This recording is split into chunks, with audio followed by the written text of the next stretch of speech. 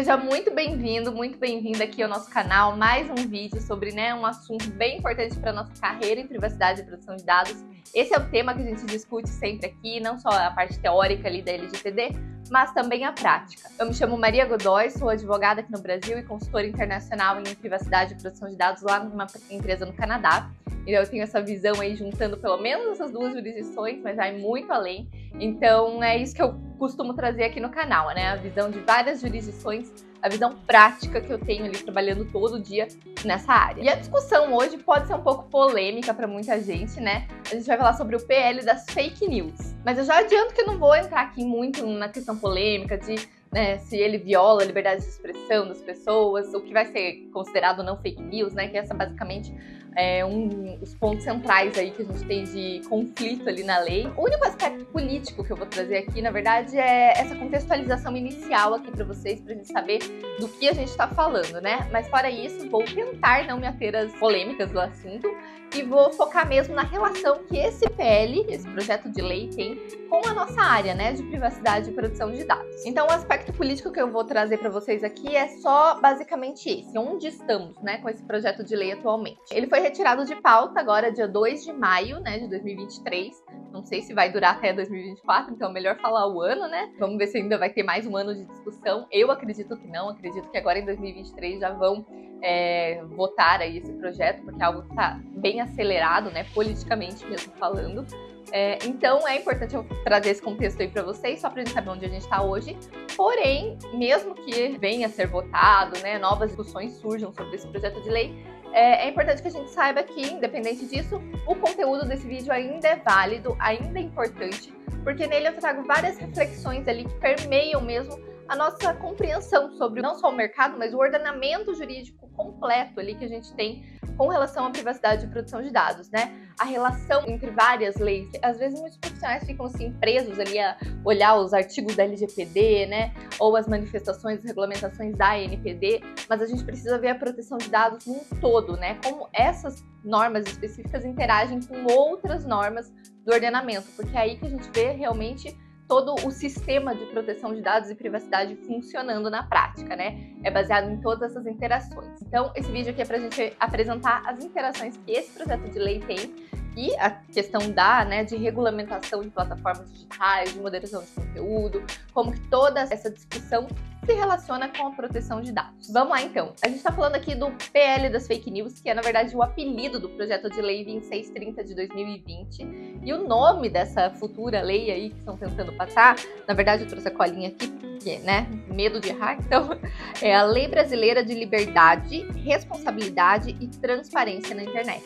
Então, teoricamente, é isso aí que a lei está tentando promover, né, com as normas dela. Liberdade, responsabilidade e transparência na internet. E a ideia por trás disso é que as empresas elas devem agir de forma diligente, né, de forma a cuidar ali do ambiente digital em que elas estão inseridas. Quando eu digo as empresas, eu estou querendo dizer as plataformas digitais mesmo. E essa é uma abordagem que vem, por exemplo, baseada lá na lei Conex ali da Europa, que é a lei sobre os serviços digitais, né, que foi recentemente aprovada também.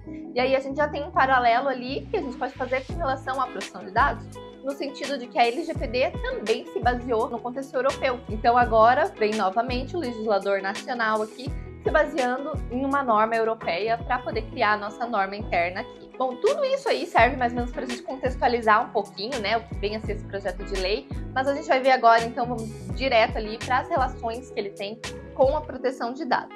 Recentemente, a Autoridade Nacional de Proteção de Dados aqui do Brasil, ela se manifestou especificamente sobre esse projeto, sobre as disposições dele. Então é mais com foco nessa manifestação que eu vou abordar esse vídeo aqui, né, que eu vou apresentar para vocês.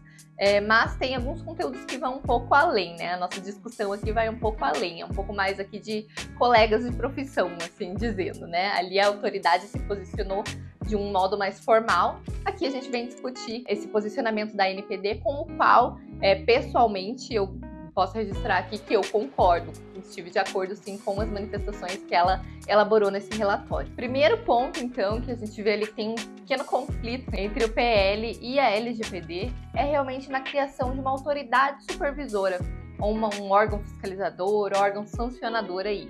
Nesse caso, o PL ele prevê a prerrogativa do Poder Executivo de criar uma entidade nesses moldes para supervisionar a aplicação, né, da pretensa lei. Ocorre que, em muitos pontos, a competência desse órgão a ser criado, ela conflitaria diretamente com a competência da ANPD, da Autoridade Nacional de Proteção de Dados, segundo o que prevê lá na LGPD. Por exemplo, a própria capacidade sancionadora, né? No PL tem ali uma sanção muito similar, que é a de parar de realizar tratamentos de dados de certas bases de dados, o que também está previsto lá como sanção, segundo a LGPD.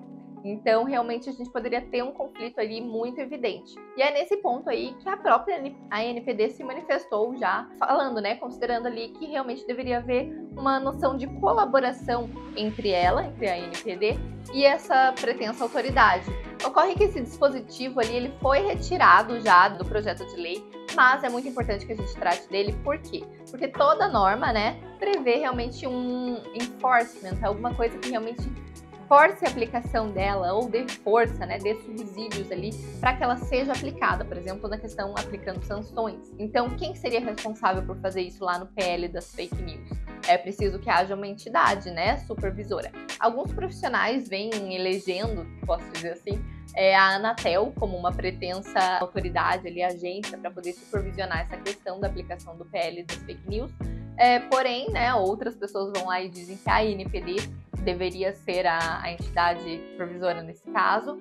E a gente tem também uma terceira opinião em que deveria haver uma terceira entidade criada especificamente para esse fim e que agisse ali em colaboração com as demais autoridades ou demais agências de setores específicos, como de telecomunicações, como de proteção de dados, né, a depender do caso concreto ali. Então, por isso que mesmo que tenha sido retirado ali do projeto de lei, é importante que a gente traga essa discussão, porque provavelmente é algo que ainda pode voltar, né, à pauta ali, a ser rediscutido politicamente. Então, consequentemente, é importante que no âmbito jurídico a gente também discuta essa questão. E eu falei que eu não ia trazer polêmica aqui, mas uma pitadinha de polêmica é que muitas pessoas estão comparando ali, né, falando sobre essa possível entidade, esse possível órgão aí, comparando com o Ministério da Verdade, que vem lá do livro de 1984, que seria aquela entidade que realmente controla, né, uma forma de controle realmente sobre o que é considerado verdade, sobre como e o que pode circular em termos de informação.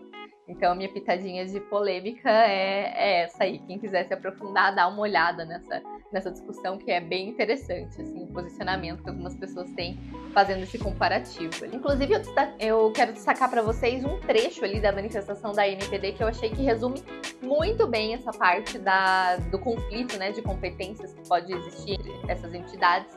Eu vou ler para vocês, estou aqui com a minha colinha de sempre, e o trecho é o seguinte: este potencial conflito é iminente, haja vista que a agenda regulatória da ANPD para o biênio 2023-2024 já prevê a edição de orientações e a regulamentação de temas atribuídos pelo PL 2630, a entidade supervisora autônoma, tais como proteção de crianças e adolescentes no ambiente digital, direitos dos titulares, acesso a dados para fins de pesquisa, inteligência artificial e decisões automatizadas. Então a gente vê aí que tem diversos pontos em que o PL ele capta ali temas que são de competência, né, de regulamentação já estabelecida ou de regulamentação que já é visada a ser estabelecida pela ANPD. E outro ponto aqui ainda sobre essa questão da competência é que, como eu falei antes, o nosso PL ele se baseia ali, né, em normas estrangeiras. Por exemplo, lá a Lei de Serviços Digitais da Europa, que é aquela norma, lá eles prevêem expressamente a existência de colaboração entre diferentes autoridades. Então isso seria algo realmente recomendado que o nosso PL previsse também. Não só de forma expressa, mas que isso pudesse ser aplicado na prática, né? Realmente ter a colaboração seria algo mais efetivo para a validade das normas, não só as normas de proteção de dados, mas também as normas que estão previstas ali com relação ao combate de fake news, com relação à transparência de plataformas e serviços digitais. Superada essa primeira parte aí da competência, a gente vai para o segundo ponto, que tem um certo conflito também com relação ao nosso sistema de proteção de dados, de privacidade, e o PL 2630 das fake news. Nesse caso ali, a gente fala da obrigatoriedade de identificação de um usuário, né, em redes sociais. Ou seja, Se você quiser criar uma conta no Facebook, no Instagram ou alguma outra rede social aí, seria necessário que você apresentasse um documento de identidade, ou seja, que eles validassem a sua identidade real ali. Nesse caso, a gente estaria tendo um compartilhamento de dados pessoais que a gente não tem hoje, né? E é aí que vem algumas questões, principalmente principiológicas, que a gente tem da LGPD. A gente tem o princípio da minimização da coleta. Seria você coletar o mínimo de dados possíveis que sejam necessários para você cumprir com aquela finalidade. Então, a gente avaliaria ali, por exemplo, a finalidade de ter uma rede social, um serviço de mensagens privadas ali, digital, né? Para você cumprir com esse fim, é necessário você ter a coleta desses dados? É uma questão, não vou entrar na polêmica aqui se é ou não. Mas esse é um questionamento que deve ser feito e deve ser justificado, porque sim ou porque não. Outro ponto que a gente tem principiológico também é a questão da não discriminação, que é também um princípio previsto lá na LGPD, né? A não discriminação por decisões automatizadas. Nesse caso, a gente teria essa obrigatoriedade ali de fornecer um documento para a plataforma digital e ela avaliaria o nosso documento se ele é real, se ele é, né, verdadeiro, válido. E em alguns casos ela poderia decidir por não te autorizar abrir uma conta ali na rede social. Nesse caso, em alguns casos, poderia ter um caráter discriminatório. Em que medida as plataformas vão implementar medidas para evitar esse caráter discriminatório?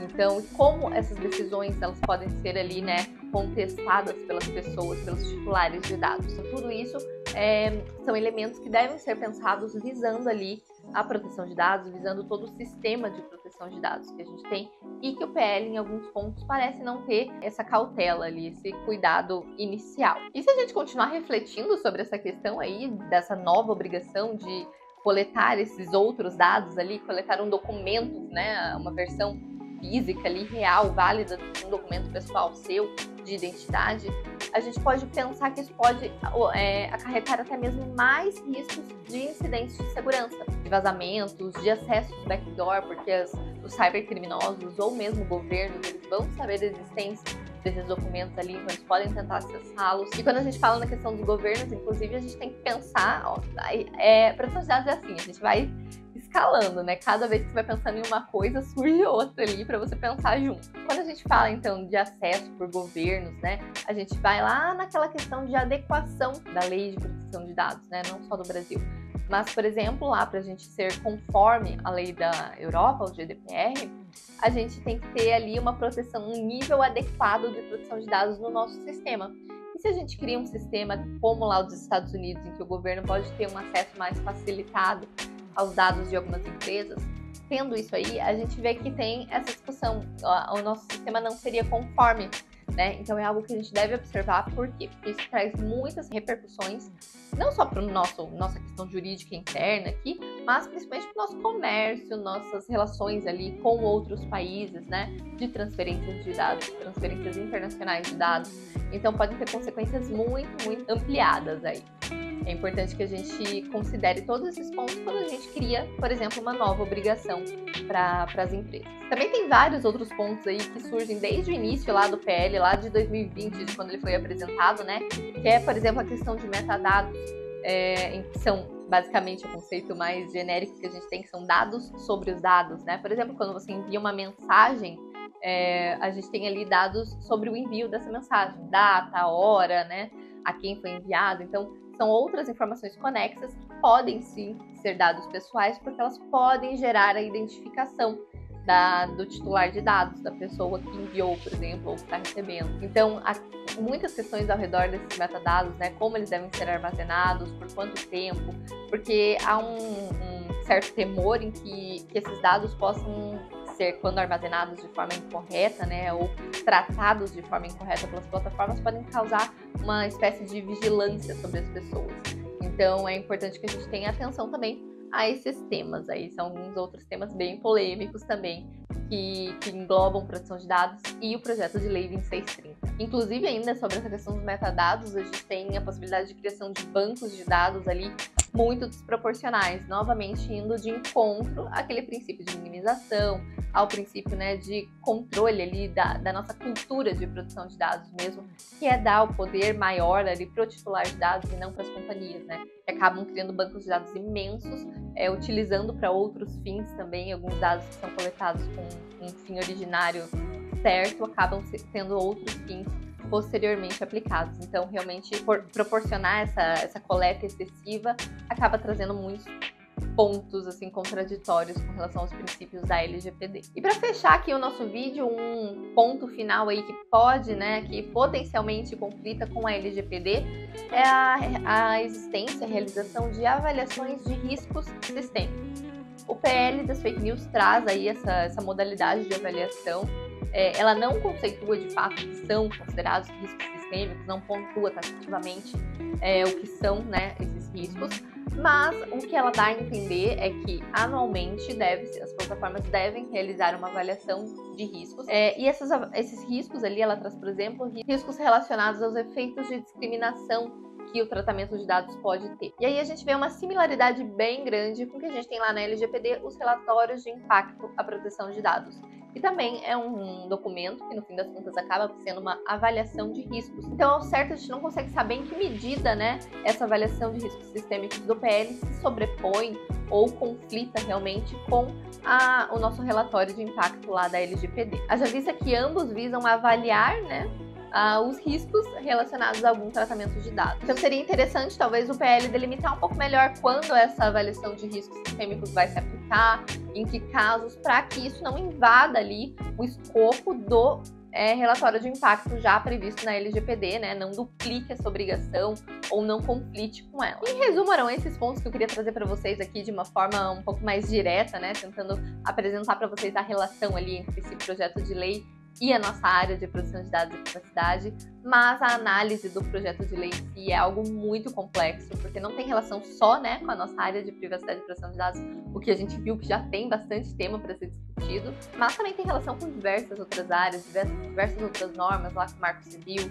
com a lei de concorrência, com questões de trabalho mesmo, com questões de regulamentação das empresas. Então tem muita coisa que pode ser discutida, bem para além ainda, né, daqueles temas mais políticos, que a gente vê ali um engajamento mais forte ali na questão de liberdade de expressão, ou realmente do combate às fake news, né? Quem vai dizer o que é, o que não é fake news. Então, realmente tem muita discussão que permeia aí esse projeto de lei. Eu trouxe alguns pontos aqui com um viés um pouquinho mais, tentando ser um pouco mais jurídico ali para a gente poder analisar no nosso ordenamento de privacidade e proteção de dados. Acho que me saí bem não entrar em assuntos muito polêmicos aqui, né? Pois me contem nos comentários se eu poderia ter entrado em mais polêmicas, o que vocês acham. Mas por hoje é isso. Volto aqui toda terça-feira com um vídeo novo no canal. Segue aí o canal, né? E ative as notificações para você receber informação sobre os vídeos novos.